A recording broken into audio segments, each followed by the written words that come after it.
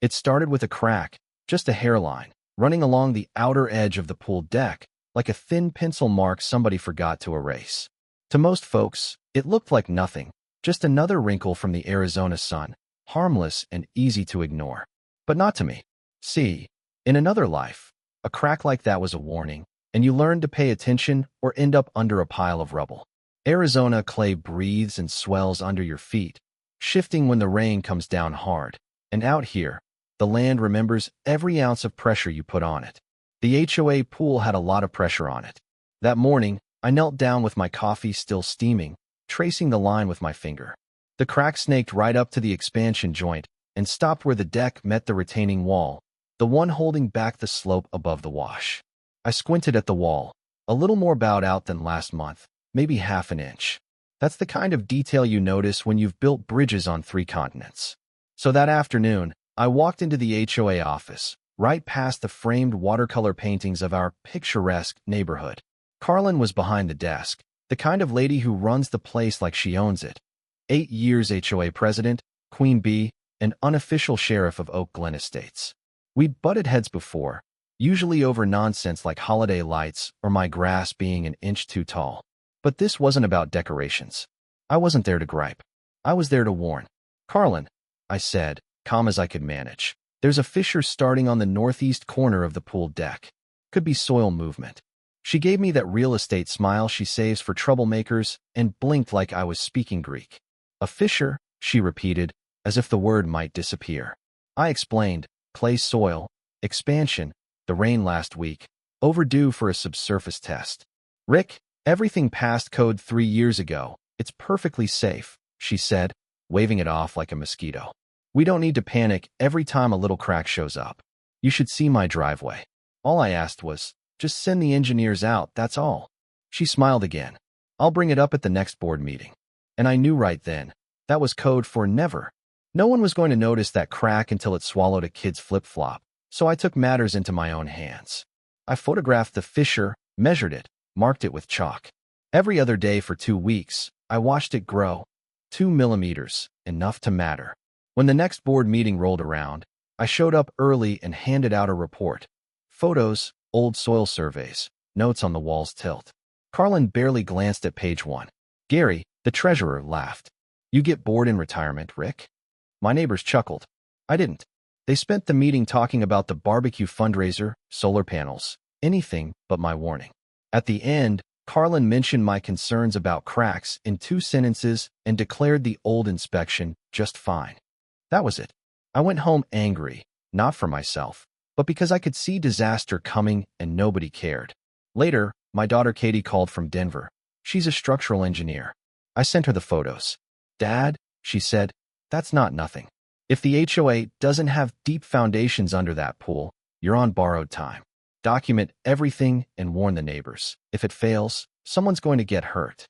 That's when I realized it wasn't just about a pool.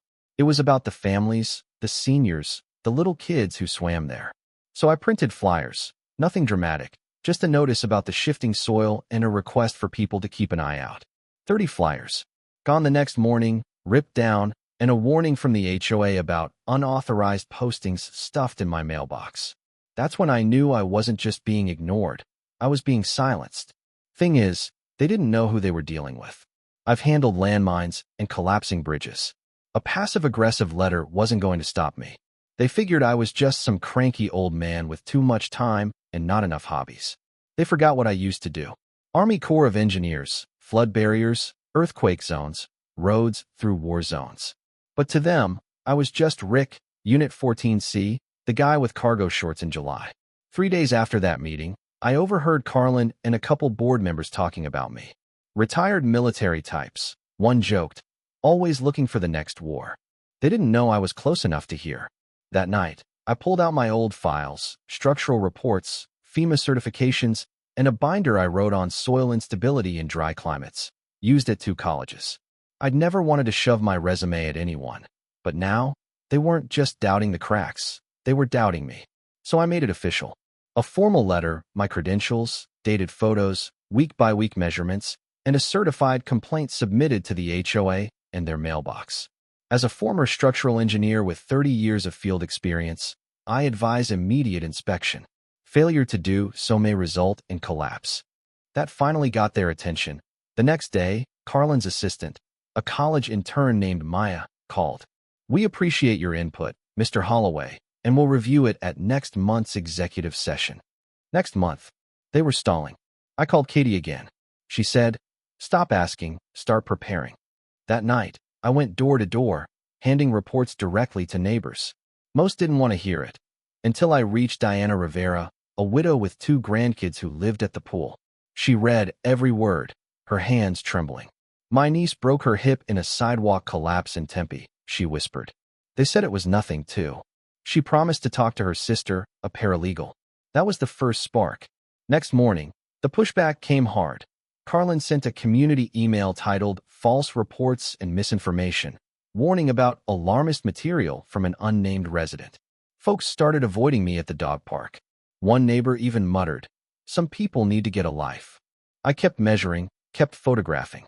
For Sundays after that first crack, I found a soft spot, like standing on a waterbed. I sent photos to Carlin and CC'd Public Works. No reply. But the pool closed for maintenance the next day, privacy fence and all. 6 days later, everything was fixed. No inspection, just fresh concrete and a party. Popsicles, summer splash. They painted over the cracks, but didn't touch the ground below. I confronted Carlin during the party, but she brushed me off. "We're not in the business of chasing ghosts, Rick. You always have such a flair for drama." That stung more than I expected. That night, sitting on my porch with Daisy at my feet, I felt like the old man yelling at clouds. But I wasn't done. I called Brian, a former student now with a geotech firm. He owed me a favor. Brian showed up 2 days later, poked around, took core samples, and frowned. "This is bad, Rick. The ground's shifting. Could be weeks, could be tomorrow." He wrote a short report. I sent it to the board and posted it to the online forum. That got folks talking. Diana posted about her grandkids swimming at the pool, terrified. Carlin replied, "Only licensed contractors can assess HOA structures. Outside assessments are not valid." Then she deleted the thread. The next day, I got a formal warning: cease dissemination of unapproved structural claims. Further violations may result in fines and legal action. Now they were threatening me, but I didn't back down. I printed everything, backed up files, stored copies off-site. It wasn't about being right. It was about the truth being seen, so no one could claim ignorance. I thought people wanted the truth. Turns out, they want peace and property values. Carlin whispered to neighbors that I was a danger to the community, a bitter old man out to stir panic. Even Diana called, voice soft, "Be careful, Rick. She's telling people you're trouble." 3 days later, the HOA cited me for unauthorized landscaping. My rose bush extended 2.5 inches into the common area. Then 4 excessive porch lighting. Even though my timer shut them off at 10:58 p.m., I started second-guessing myself. Maybe I was making too much of it. Maybe I should just let the HOA handle things. But then, just as doubt crept in, the ground shifted again. I heard a crack, deep and close. There, behind the pool, a new gouge split the earth 3 inches wide. I sent photos to my old core buddy, now a city environmental supervisor. "Email me everything," he said. "If there's movement under a public pool, this is municipal business now." Within days, more neighbors came forward. Michelle's son broke his wrist on loose tile. Tom's patio was sinking. Others saw dips in their yards. Suddenly, we weren't just a bunch of cranks. We were the fault line group. Still, the HOA pretended nothing was wrong. The city engineers finally scheduled an inspection. On the Friday before, I got a stack of citations: unauthorized materials, third-party contractors, disruption of HOA harmony. That last one made me laugh out loud. Every threat just pushed more people to my side. Tuesday's inspection was quiet, just a city truck and 2 engineers. Carlin glared from the pool's edge, but said nothing. Later, Jeffrey texted, "Preliminary finding: ground instability, possible sink risk." I barely slept that night. I wasn't crazy. It was real. The next morning, I found water trickling from a fresh crack, this one a jagged break, half an inch wide. Structural, not cosmetic. I took photos, videos, uploaded them to the group. By noon, it hit the neighborhood Facebook page. Carlin closed the pool for urgent repairs. But the rain was coming. a real monsoon, and it would be the final push. When the storm hit, it was thunder you felt in your bones. I grabbed my boots and flashlight and hurried out. The ground groaned, a deep, low sound I'd heard before, just before disaster. The wall moved. The slope gave way. The pool deck cracked, then dropped, water shooting up 20 feet as concrete and tile shattered. The pool collapsed, water gushing into the wash. It was chaos, yelling, crying, 911 calls.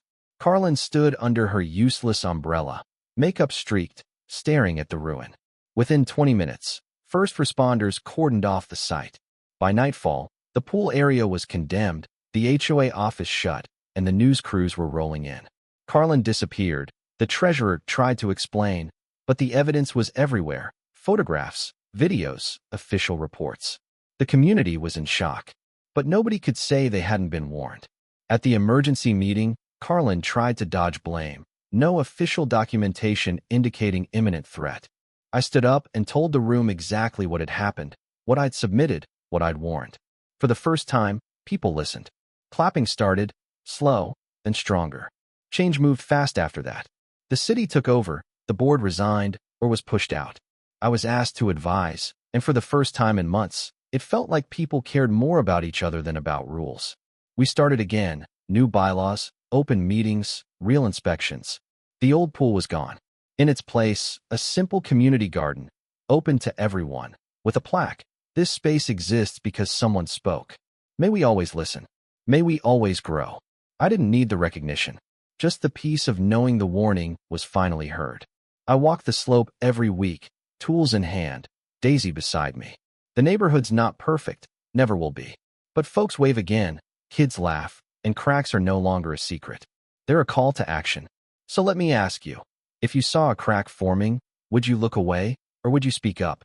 Drop your own story in the comments. Tell me what you'd do, or if you've ever been ignored when it mattered most.